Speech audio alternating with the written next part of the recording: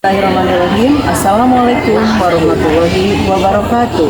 Salam dan bahagia.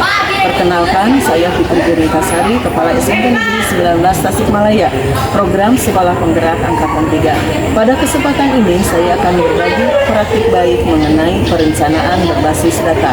PBD penting dilakukan di satuan pendidikan agar satuan pendidikan dapat melaksanakan program dan pengadaan yang tepat sasaran, sehingga dapat meningkatkan kualitas pendidikan di satuan pendidikannya. Peningkatan kualitas pembelajaran berbasis rapor pendidikan. Tentu Ibu Bapak semua sudah mengkaji rapor pendidikan masing-masing. Yang menganalisis rapor pendidikan SMP Negeri 19 seperti ini. Yang saya garis bawahi itu adalah yang kurangnya. Jadi di sana ringkasan kondisi satuan pendidikan kami 19 di 2023 itu adalah kemampuan literasinya mengalami peningkatan paling tinggi. Kemudian seluruh capaian ini kemampuan literasi menjadi indikator dan pencapaian terbaik. Namun, Ibu Bapak ya, ini jelas sekali kualitas pembelajaran adalah indikator dengan pencapaian terendah. Apa penyebabnya? Rendahnya metode pembelajaran. Salah satu contoh untuk memperbaikinya adalah melalui peningkatan kompetensi ibu bapak guru yang ada di sini. Jadi sesungguhnya dengan rapor pendidikan itu kita dimudahkan ya, karena diberitahu kekurangannya, diberitahu juga solusinya. Yang di sana sudah diperlihatkan bahwa indikator yang perlu ditingkatkannya ada dua, metode pembelajaran dan manajemen kelas. Dan tahun kemarin 2003 kami memilih untuk membenahi metodenya saja dulu. Jadi yang diinspirasi benahinya kami memilih metode pembelajaran. Itu bagaimana caranya ya supaya metode pembelajaran ini kita up gitu ya, sehingga nanti akan berdampak pada kualitas pembelajaran itu menjadi lebih baik.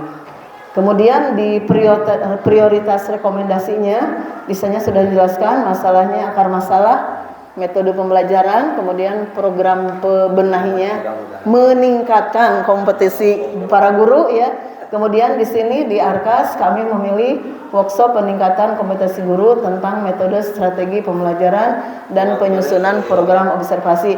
Tautan referensi ini adalah yang disarankan oleh PMM untuk dipelajari ibu bapak guru di 19 dalam rangka apa? Meningkatkan kualitas pembelajaran. Nah, di RKT Ibu susun dari kualitas pembelajaran itu diantaranya kegiatannya dalam bentuk guru mengikuti pelatihan mandiri terkait metode model PMM dan kegiatan komunitas belajar. Kedua, workshop. Kemudian yang ketiga, menyusun program observasi, supervisi, monitoring dan evaluasi. Nah, adapun yang direferensikan atau disarankan untuk dipelajari di PMM adalah ini. Inspirasi 1, satuan pendidikan meningkatkan dalam hal terkait praktik pembelajaran. Dari analisis rapot tadi, Ibu Bapak yang saya perlihatkan, kami menarik kesimpulan. Jadi, untuk meningkatkan kualitas pembelajaran berbasis rapot pendidikan ini, yang harus dilakukan di SMP Negeri 19 itu ada pertama, PMM-nya perlu ditingkatkan, perlu dioptimalkan ya. Perlu ada program yang kalau tadinya PMM itu sunat jadi wajib begitu ya. Yang kedua, komunitas belajarnya perlu dioptimalkan gitu ya. Jadi di sini dijadikan tempat atau kesempatan untuk bersama-sama meningkatkan kompetensi diri, terutama yang kaitannya tadi dengan permasalahan yang tadi ya, yaitu tentang metode pembelajaran. Yang ketiga, kami juga perlu mendatangkan ya. Kalau di komunitas belajar itu biasanya kami berbagi praktik baik dengan teman-teman sendiri. Siapa yang pernah diklat, ayo tampil ke depan. Siapa yang punya kemampuan di bidang misalnya metode, model, itu pembelajaran. Kan kalau komite pembelajaran yang terdiri dari pengawas pembina, kepala sekolah, 1 guru mapel, 1 guru BP, itu sering sekali kami PMO ya, lokakarya. Nah, itu oleh-olehnya disampaikan di komunitas belajar, sehingga tidak hanya kami berempat yang memperoleh informasi itu, tapi seluruh warga sekolah tahu ya. Yang terakhir adalah program observasi yang alhamdulillah di tahun ini ya 2024-2005 itu observasi ini ada di PMM. Jadi lebih simpel ya Bu Bapak. Yang kami lakukan adalah 4 hal ini sesuai dengan apa? Sesuai dengan rekomendasi dari rapot pendidikan. Jadi salarasna mah tos diarahkan ya. Saya selalu mengupdate guru-guru ini sudah berapa sih topik yang dipelajari ya. Kemudian sertifikatnya sudah dapat berapa?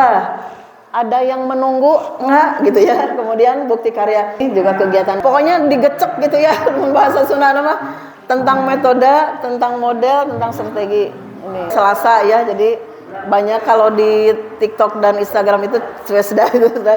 Selasanya jadi komunitas, kalau di PMM namanya Nesela Club, tapi kami menambahkan supaya semangat Selasa bahagia. Ruang di komunitas belajar yang pada tahun 2023 ini kami fokuskan kepada akar masalah yang tadi. Jadi metode, strategi, metode karena yang direkomendasikannya itu. Yang berikutnya yaitu workshop peningkatan kompetensi guru tentang metode strategi. Jadi di samping kalau di komunitas belajar itu cenderung berbagi guru dengan guru di sini saja. Nah, kalau workshop itu kami spesial mengundang misalnya kepala dinas yang lebih kompeten, kabid, ya sekdis, ya pokoknya dari dinas kami undang. Nah, contohnya ternyata untuk bisa menentukan metode dan model pembelajaran itu kita harus tahu juga gitu karakteristiknya, jadi ngait gitu ya. Ternyata tidak hanya langsung metode dan strategi dan model, karakteristik anak pun perlu kita ketahui ya.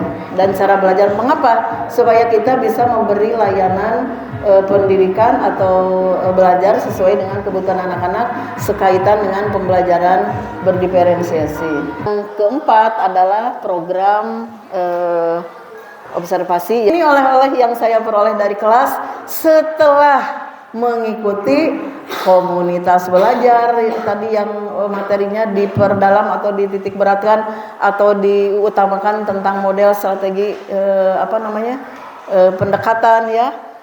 Nah, di dampaknya pada pembelajaran di kelas ternyata luar biasa keren. Semua melibatkan anak, jadi anak mendapat peran, semuanya itu mendapat peran. Contohnya ini yang saya kunjungi Pak Ustadz Ilham di kelas itu ya. Guru IPA juga tidak kalah kerennya. Seasik ini ya, saya mengomennya gitu.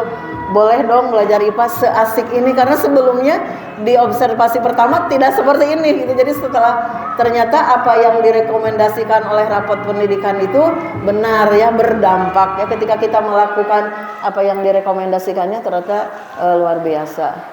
Ini juga dan keterampilan guru ikut meningkat gitu ya.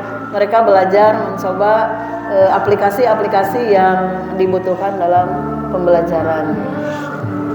Fasilitas yang ada di sekolah seperti smart board ini jadi optimal Pak Haji, di Aranggo gitu ya. Bahkan ngantri gitu. Setelah upaya-upaya yang kami lakukan ternyata dampaknya luar biasa keren untuk pembelajaran, yang kami sangat berharap ketika proses pembelajarannya baik nanti signifikan ke hasilnya. Dari proses tadi ya, ketika kami akar masalahnya kualitas pembelajaran itu di metode dan strategi, setelah melaksanakan rekomendasinya ya yang harus kita kerjakan, ternyata ini rapot 2023, ini rapot 2024, ini sudah hilang yang digarisbawahi. Yang tahun kemarin kualitas pembelajaran adalah indikator dengan pencapaian terendah itu di tahun 2004 tidak ada ya, yang jadi persoalan tahun lalu, tahun ini terselesaikan. Nah, ini hasil analisis. Jadi pada tahun 2023 kualitas pembelajaran itu sedang, dengan rekomendasi yang kami kerjakan baik melalui tadi PMM-nya, melalui komunitas belajarnya, melalui workshopnya, melalui observasinya, ternyata perubahannya signifikan menjadi baik. Nah, mungkin ini yang saya maksud praktik baik. Jadi